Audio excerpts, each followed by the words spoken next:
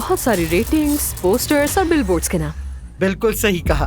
मैं ज़ैनब के घर शिफ्ट हो गया। तो तुमने सामान बांधा और अपनी बीवी के घर शिफ्ट हो गए। मैं उस औरत के साथ रहना चाहता हूँ जिससे मैं मोहब्बत करता हूँ। तुम्हारी शादी वहाँ नहीं होगी। मैं इब्राहिम को पसंद करती हूँ। बंद करो अपना। मैं बिल्कुल भी ठीक नहीं हूँ उमर। इब्राहिम मेरी बेटी को लेकर भाग गया। क्या? ढूंढो अपने बेटे को, क्योंकि अगर मैंने उसे ढूंढ लिया तो ये ठीक नहीं होगा। हटो यार सामने से। हटो यार, निकल भी जाओ यार, क्या कर रहे हो? जाओ। अल्लाह मुझे सब्र दे।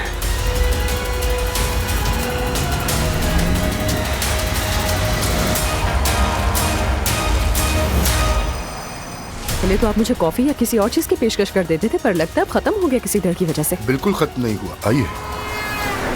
मैंने आपसे कहा कि मैं शादी कर रही हूँ, आपने फिर भी मरियम साहिबा से कहा कि आप मीटिंग में हैं। अगर आज आप मेरे पास आते, कहते कि आप तलाक दे रहे हो उसे, तो क्या मैं आपको एक्सेप्ट न करती? एलिफ,